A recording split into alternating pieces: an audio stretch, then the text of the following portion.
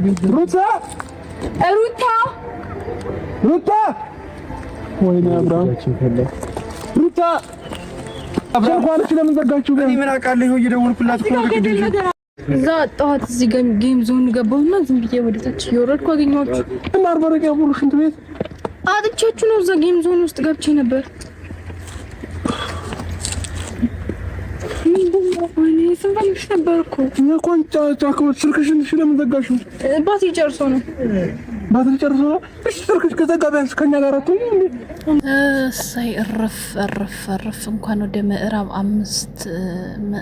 አምስት የድራማ ትዕይንት በሰላም ገባችሁ እያልን ክቡራን ተመልካቾቻችን ወደ ወንበሩ ወደ ዙፋኑ ገባ እንድትሉ በአክብሮት እንጠይቃለን። ሰላም እንዴት ናችሁ? ውድና የተከበራችሁ በመላው ዓለም የምትገኙ ኢትዮጵያውያን እንዲሁም ኤርትራውያን ቻናሌ ቤተሰቦች እንዴት ናችሁ? እግዚአብሔር ይመስገን እኔ በጣም ሰላም ነኝ። በያላችሁበት ሰላም፣ ፍቅር፣ ጤና እመኝላችኋለሁ። ፈጣሪ አምላካችን ሰላም እንዲያደርግልን ህዝባችን እንዲጠብቅልን ሁላችን በየሃይማኖታችን እንጸልይ እያልኩኝ እንደተለመዱ ይህን ቪዲዮ ሲጀምሩ ላይክ፣ ሼር፣ ሰብስክራይብ በማድረግ ሰብስክራይብ ስታደርጉ ደንኩታን በመጫን ቤተሰብ ትሆኑ ዘንድ በአክብሮት እየጋበዝኩ የተሰማችሁን ሀሳብ አስተያየት በኮሜንት እንድትሰጡኝ እያልኩኝ እንግዲህ እና ያልቅባቸው ወደ ሌላው ምዕራፍ ተሸጋግረዋል። በእርግጠኝነት ይሄ የሚቀጥል ትዕይንት እንዳለው ያስታውቃል። የሩታን ፊዩት እዩት። ሩታ በደንብ የደበቀችው ነገር እንዳለ ያስታውቃል። በጣም ነው የገረመኝ እውነት ለመናገር ማለት ነው። ለምን እነሱ አንደኛ ረጅም ሰዓት ነው ሽንት ቤት ለመሄድ አስቡት። ሰው ለመፈለግ ይሄን ያህል ሰዓት ይፈጃሉ። እንዳነጋገራቸው ነው የተቀመጠ ሰዓት የለም። ግን ደግሞ እንደ አነጋገራቸው በጣም የሰዓት ልዩነት እንዳለ ያስታውቃል ማለት ነው። ነገር ግን እሷ ቀለል አድርጋ እንደ ቀላል ነገር ፊቷ ላይ የፊቷንና የአፏን ንግግር ማየት ትችላላችሁ ማለት ነው። እዚህ ጋር ነበርኩኝ ሽንት ቤት ገባኝ ሳጣት ወደዛኛው ሄድኩኝ ምናምን አይነት ነገር የምንም አይነት ድንጋጤ ፊቷ ላይ ድንጋጤ ስሜት ያለው የሆነ የደበቀችው ነገር እንዳለ እንጂ እነሱ ጠፍታ በመፈለጋቸው አይደለም። ምንም አይነት ድንጋጤ እሷ ጋር አይታይም። ፊቷ ላይ ግን የደበቀችው ነገር እንዳለ በደንብ ይነበባል ማለት ነው። እና ኮሜንት ላይ በጣም ብዙ መላምቶች እያዩ ነበር። ተገርም ያለው በነገራችን ላይ ኮሜንታተሮች በቃ ማታመጡት ማታረጉት ጉድ የለም። አውዝ እየጻፋችሁ አይዲያ እየሰጣችሁ ከዛ በኋላ መታችሁ ደግሞ ኘኘኘኘኘኘኘ ትላላችሁ ድራማው ሲጀምር ማለት ነው። በዚህ አጋጣሚ አንድ መልእክት ማስተላልፋላችሁ ነገር የፍቅር ድራማ አልተቋጨም፣ አላለቀም። አብርሽን ለጊዜው ተወቃሽ አታድርጉት፣ መጨረሻውን ሳናይ ማለት ነው። ጊዜ ለሁሉም ጊዜ ያለው የሚወቀስበት ጊዜ ያለው ማለት እነሱ በፕሮግራም ነው ቪዲዮ የሚለቀቀው፣ በተራ ነው የሚለቀቀው። ገባቸው እንጂ ዝም ብለው በዘፈቀደ የሚለቀቅ ነገር የለም። አብርሽ እስካሁን ድረስ ቪዲዮ ላይ ወደ ፍቅር ህይወት ያልገባው አሁን በእርቁ ምናምን ያልገባው ገና ስለሆነ ነው እንጂ በእርግጠኝነት ይገባል፣ የሆነ ጊዜ ላይ ይገባል ማለት ነው። እና ብዙዎቻችሁ ስለተረበሻችሁ ጥቂት ነገር እንድላችሁ ስለፈለኩኝ ብቻ ነው። ምክንያቱም ፋንሻ ፋሚሊዎች ኮሜንት ላይ ያያችሁ ነበረ በጽጌ ቻናል በተለቀቀው ቪዲዮ ላይ አብርሽ የሷን ህይወት በጥብጠህ አንተ የራስን ህይወት ትመራለህ፣ ከነሱ ጋር ትሆናለህ። በቃ ጠላቶች ደግሞ እየሳቁ ይገኛሉ ማለት ነው። ጠላቶች ብዙ አትሳቁ፣ ወዳጆች ደግሞ ብዙ አትናደዱ። ምክንያቱም ጠላቶች መጨረሻ ላይ ስለምታፍሩ ስለምስቁ ማለት ነው። እነሱ ይቀጥላሉ። በዚህ ሀያ በቃም የፍቅርዬና የፉፉ ቻናል እየተሰራበት ስላልነበረ ብዙ መስራት ስላለባቸውና ትንሽ ቴፑ መራዘም ስላለበት ነው። በቃ ባጭሩ አስረግጬ የምነግራችሁ ነገር እንጂ አብርሽ ይገባል በእርግጠኝነት ማለት ነው።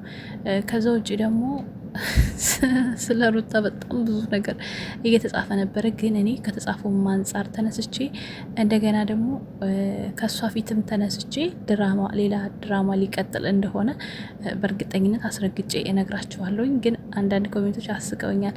ኧረ እባካችሁ የጨረሳችሁትን ድራማ እንኳን እረፍት ስጡን፣ አዲስ ምዕራፍ ሲጀመር እኮ እረፍት ይሰጣል አይነት ነገር እየተጻፈ ብዙ አይቻለሁ። እኔ ኮሜንት ከመጻፍ ይልቅ በጣም ማንበብ ያስደስተኛል።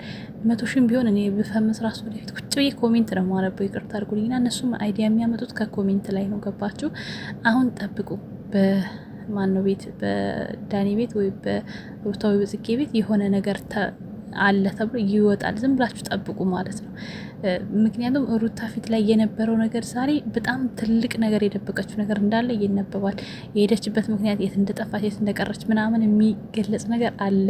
ለማየት ያብቃችሁ። ዝም ብላችሁ ጠብቁ። እኔ ኮሜንት በጣም ብዙ ነው ያየሁት። የሚዘገንን ኮሜንቱ ላይ ይቻለሁኝ። እሱን ይዘው ነው የሚነሱት። ምንም ማድረግ አይቻልም።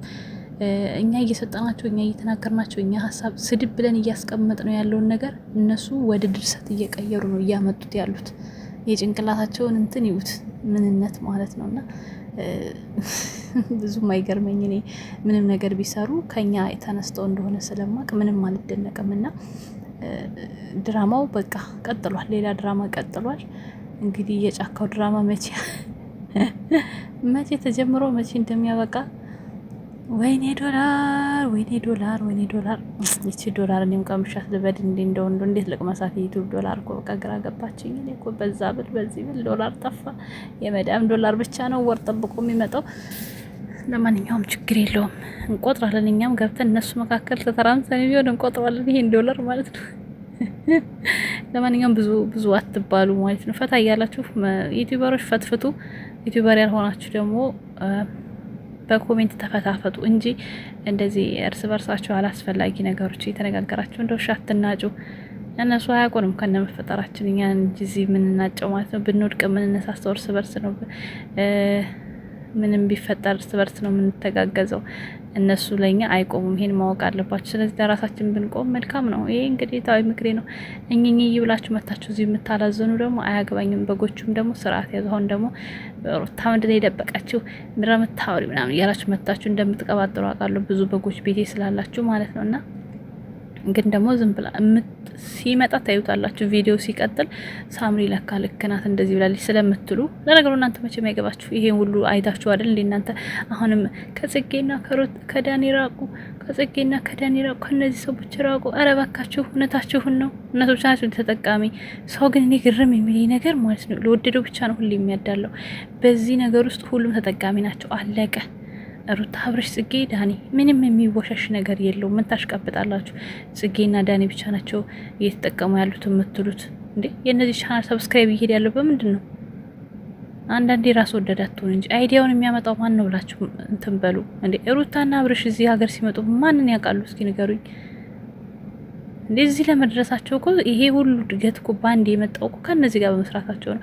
ለብቻቸውማ ቢዝጉ እኮ አይተናል እኮ 100,000 90-50,000 ቪው ነው ይዘው የሚቀመጡት። እነሱ ከመጡ ግን ይዩት ቪውን ማለት ነው። ስለዚህ አታሽቃብጡ፣ ይስሩ።